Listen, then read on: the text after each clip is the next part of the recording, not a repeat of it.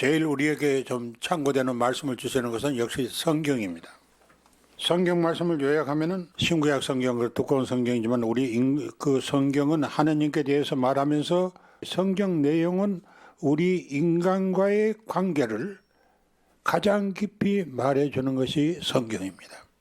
그러니까 하나님을 말하면서 동시에 인간이 무엇인지를, 인간이 어디서부터 어디로 가는지를 말해주는 것이 성경이라고 볼 수 있겠습니다.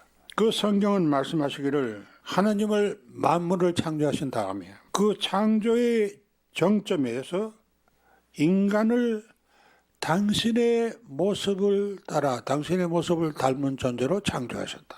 그리고 만물을 다스리게 하셨다. 그리고 이 성경 전체가 많은 말을 하지만은 그 내용을 줄여서 만일 표현한다면 하나님은 사랑이시고 사랑이신 하나님을 인간을 극진히 사랑하신다.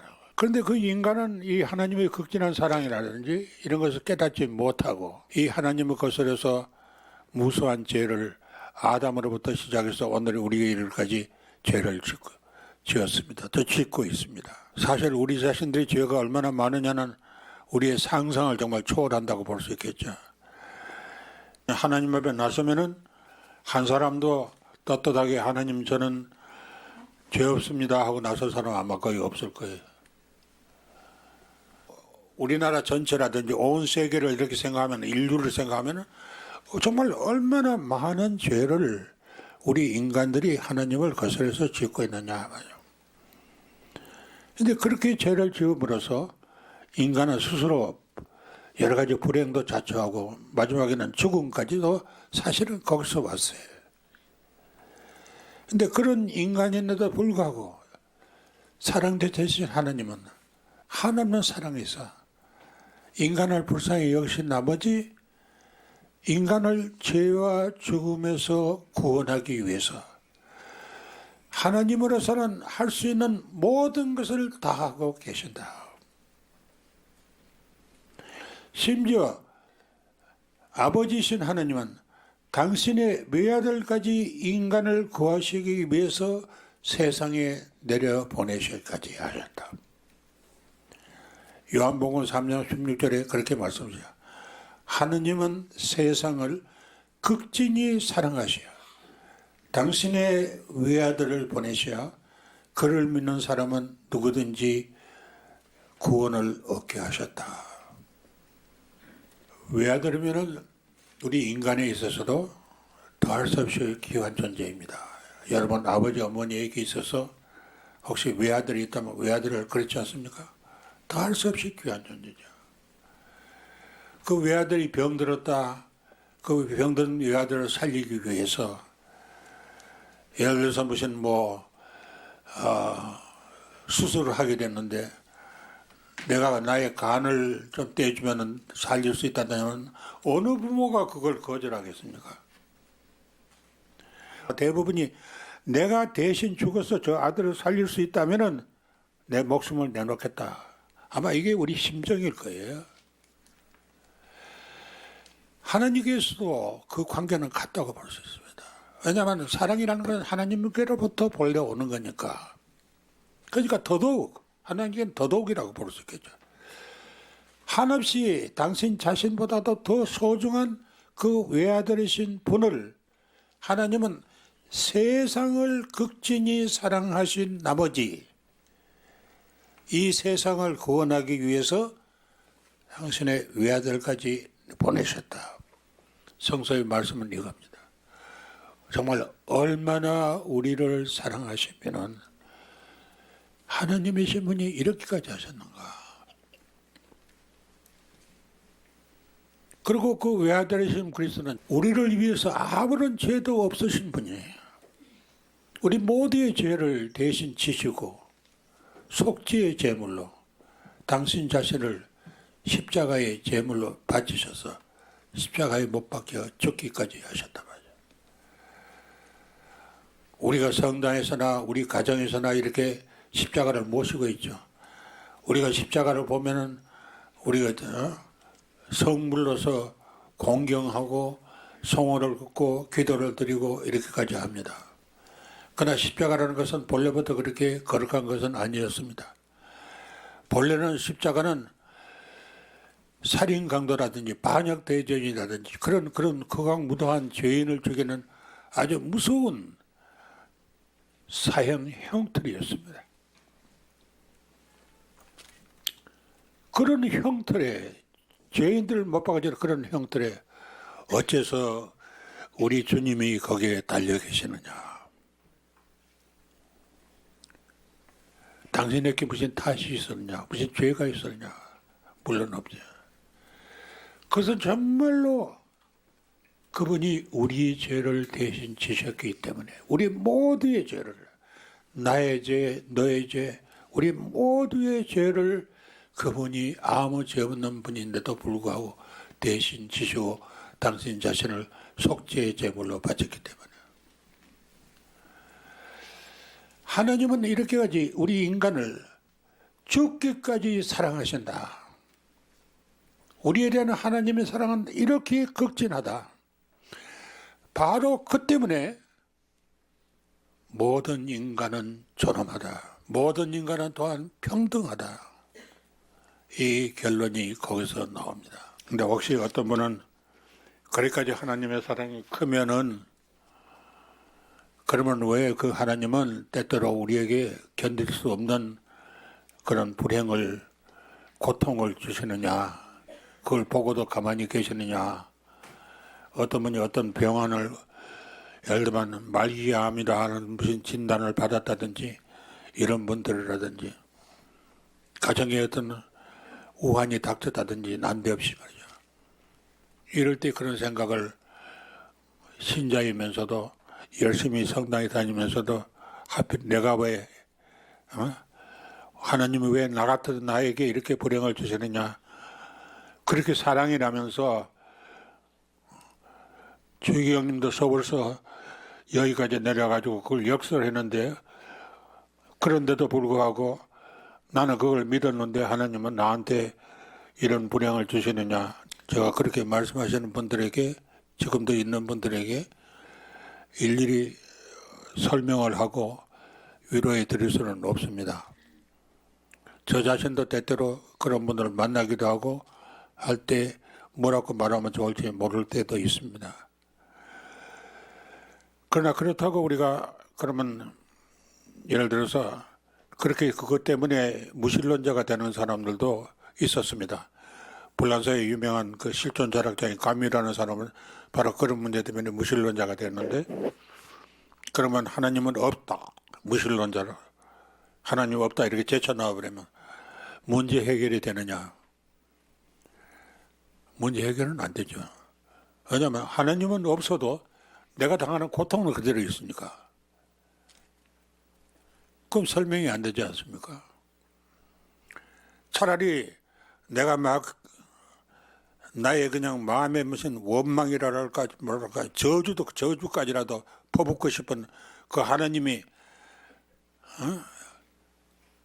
그 잔인한 하나님이라도 옆에 있는 게 차라리 내 문제의 어떤 의미를 찾아내는 데 도움이 되지, 하나님 없으면은 이것도 없고 저것도 없고 없는데 내 고통을 그대로 있고 그러니까 문제가 해결이 안 되냐. 여러분을 위해서 구체적으로 어떤 분이 겪은 이야기를 하나 전한다면 박완서 씨라고 아시죠? 유명한 소설가죠. 그분이 겪은 이야기인데요. 그분이 남편 되시는 분이 돌아가시고 암으로 1년도 안 돼서 외아들이 있었는데 그 외아들은 의학 공부를 하고 해가지고 이제 얼마 있으면 전문의 되는 그 바로 앞에 있었습니다. 그러니까 박완서 씨가 남편도 죽고 외아들이고 또 전문의 되어가는 아들이고 얼마나 그 아들에게 심적으로 말하자면 사랑이라든지 모든 걸 쏟은 거죠. 자기 희망 모든 게 그 아들이 있어요. 아들이 나의 삶의 의미다 이렇게 생각할 만큼 그 아들을 사랑했죠. 그런데 그 외아들이 어느 날 교통사고로 죽었습니다. 불행하게도. 그야말로 외아들이 뺏긴 거죠.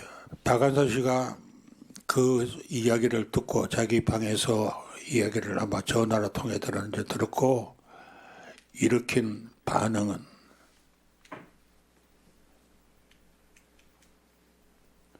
형연할 수 없는 거였습니다. 뭐라고 표현할 수가 없었어요.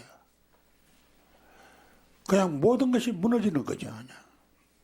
이럴 수가, 어떻게 이럴 수가, 하느님이라는 분이 사랑이라면서 어떻게 이럴 수가, 나로부터 남편도 빼앗아 가고 하나밖에 없는 그 외아들, 나의 모든 것인 그 나의 희망이고 나의 전부인 그 외아들까지 이렇게 가는데도 그냥 가만히 있느냐.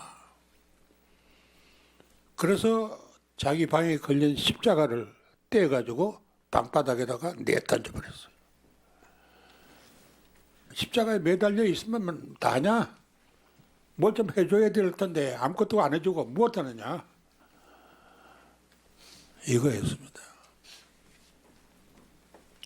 그것만이 아니고 박한수가 계속 그 남긴 글에서 이러면서 하나님께 대해서 사리를 가졌다.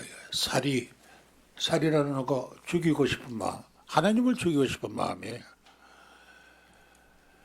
그래서 매일같이 하나님을 죽였다 이겁니다. 자기 마음으로 하나님을 죽이고 또 죽이고. 너무나 그에게는 문제는 까미우 같지만 하나님이 없다고 했으면 더 간단했을 텐데 그게 아니고 하나님이 있기는 있는데 잔인한 하나님. 이렇게까지 인정도 못 인정한.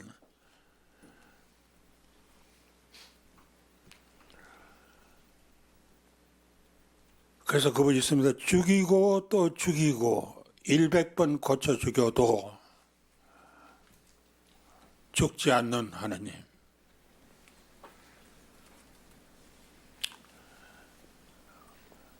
그러니까 나의 살인은 극도에 달했다 하는 이런 표현이 있습니다. 그런데 시간이 약이라고 그런 말이 있듯이 세월이 좀 지나면서 이번에 마음이 차차차차 그 하나님과 어떤 의미로 화해하기 시작했어요.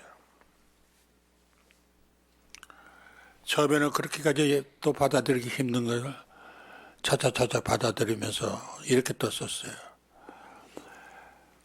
내가 그렇게 죽이고 싶을 만큼 말하자면 미웠던 그 하나님이라도 말이죠. 그때 계시지 않았더라면은 나의 삶은 말할 수 없이 더 비참했을 것이다. 그 하나님이 계셨기 때문에 내가 그래도 그 어려운 시간을 지탱해냈다.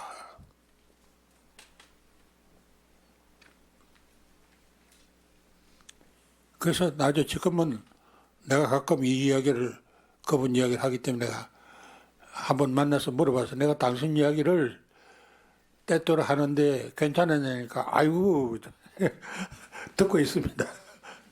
더 하셔도 좋습니다.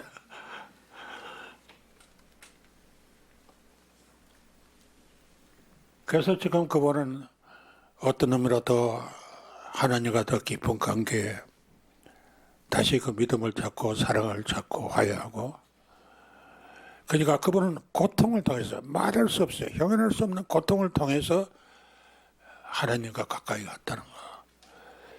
이게 사실 우리 또 인생의 길입니다. 아무도 고통 없이 주님과의 저 깊은 만남을 가지기 힘듭니다. 고통을 통해서 나 자신이 겪는 육체적인 정신적인 고통이든지 가정이 겪는 우환이든지 그런 고통을 통해서 하나님은 우리를 당신의 사랑으로 당신의 은총으로 모든 것이 하나님의 이 나에게 주신 은혜로움이라는 것, 선물이라는 것을 깨닫게 되는 것.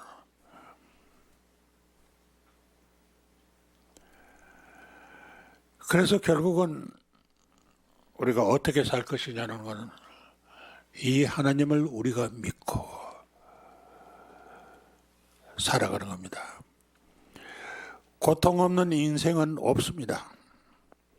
또 어떤 좋은 일도 어떤 선도 고통을 통하지 않고 되는 일은 없습니다. 운동선수가 그렇게 훌륭한 세계적인 운동선수가 되기 위해서는 무서운 지옥 훈련이라는 것을 겪어야 하고, 누가 학업 성적이 우수하기 위해라든지 뭘 하여튼 좋은 일을 하기 위해서 누구든지 다 어려움과 시련과 고통을 겪어야 된다는 거. 그래서 우리가 참으로 인간이 되는 거, 인간다운 인간이 되는데도 한없이 사랑하는 그 사랑 속에 예수님의 순환과 같은 그런 것이 따라온다는 걸 우리가 깊이 깨달아야 될 것 같습니다. 그래서 어떻게 살면 좋은가는 바로 이 하나님을 우리가 어떤 처지에서도 믿고 우리에 대한 하나님의 사랑이 얼마나 큰지를 깨닫고 그 하나님의 사랑 속에 우리 자신이 살고 우리 자신도 하나님을 더 사랑하고 우리 이웃을 또한 사랑할 줄 아는 것, 베풀 줄 아는 것, 서로 마음 상하게 있으면 풀을 줄 아는 것, 용서할 줄 아는 것, 화해할 줄 아는 것. 이렇게 사랑 속에 살아가는 것이 어떻게 사람답게 사는 거냐 물음의 답이 아닌가 이렇게 생각합니다. 저 두서없는 이야기를 여러분에게 말씀드리겠습니다. 감사합니다.